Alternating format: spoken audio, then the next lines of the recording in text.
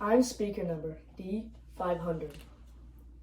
Open dramatic interpretive reading for the 2021 Archbishop Murphy Speech Tournament. Did you ever know that a dog would die for a human? I didn't. What if every dog loved us as much as we love them?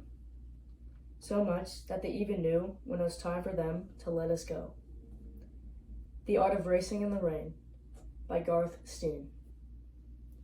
Gestures are all that I have. Sometimes they must be grand. To make my point understood, I have no words I can rely on because, much to my dismay, my tongue was designed long, flat, and loose, and therefore it is a horribly ineffective tool for pushing food around my mouth while chewing, an even less effective tool for making clever and complicated polysyllabic sounds that can be linked together to form sentences. That's why I'm here, now waiting for Danny to come home, lying on the cool tiles of the kitchen floor in a puddle of my own urine. I'm old, and while I'm very capable of getting older, that's not the way I want to go out. Shot full of pain medication and steroids to reduce the swelling in my joints. I'm sure Danny would get me one of those little wagon things that cradle the hindquarters so a dog can drag his ass behind them when things start to fail. I'm not sure if it's worse than dressing up for a dog for Halloween, but it's close. He would do it out of love, of course. I'm sure he would keep me alive as long as he possibly could. My body derating, disintegrating around me, dissolving until there's nothing left but my brain floating in a glass jar filled with clear liquid. But I don't want to be kept alive, because I know what's next. I saw it on a TV documentary that explained everything and told me the truth.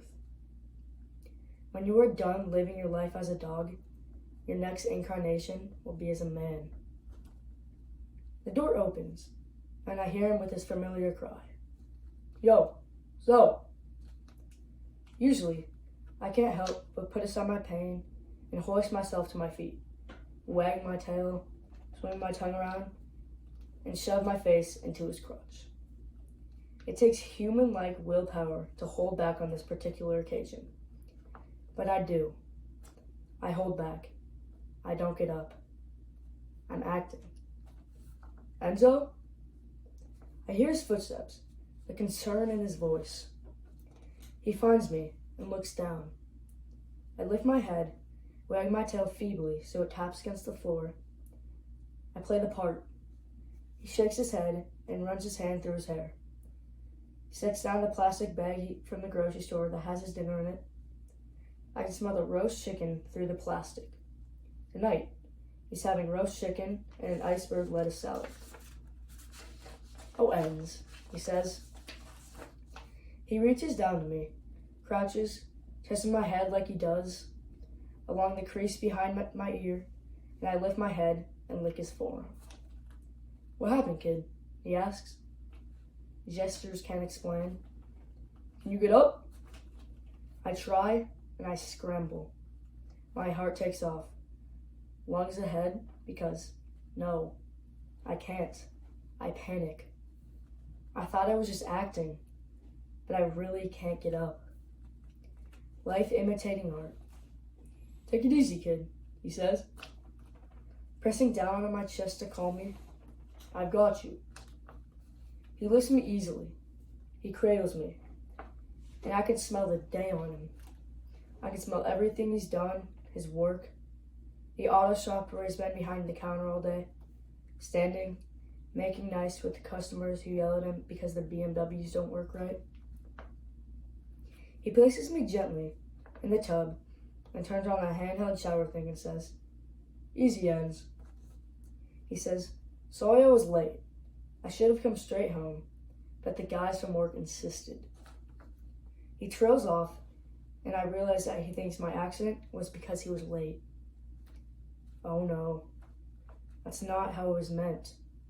I didn't want him to feel bad about this. I wanted him to see that it's okay for him to let me go.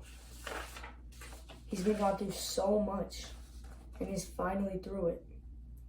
He needs to not have me around to worry about anymore. He needs me to free and brilliant. He is so brilliant. He shines. He's beautiful with his hands that grab things, and his tongue that says things, and even the way he stands. I will miss him and little Zoe, and I know they will miss me. And after this happens, Denny will be free to live his life, and I will return to Earth in a new form, as a man, just like on TV, and I will find him and shake his hand and comment on how talented he is. And then I will wink at him and say, "Enzo says hello." After the bag, he cleans the floor while I watch. He sets me up in front of the TV while he prepares his dinner. "How about a show?" he says. "Yes, a show," I reply. But of course he doesn't hear me. He puts on a video of one of his races and he turns it on and we watch.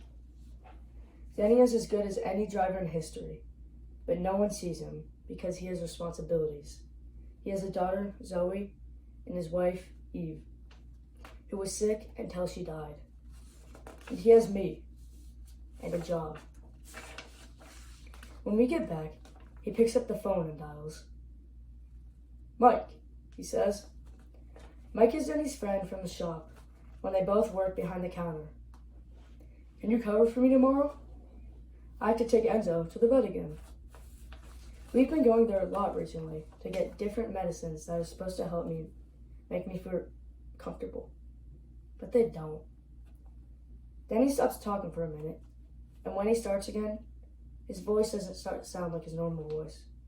I'm not sure if it's a round-trip visit. I'm surprised my plan is working, but it's the right thing for Denny to do. He's done so much for me, my whole life. I owe him the gift of setting me free. We had a good run. I close my eyes and listen vaguely in a half sleep as he does the things he does before he sleeps each night, brushing and splashing, so many things. People in the rituals, they can cling to things so hard sometimes. Thank you.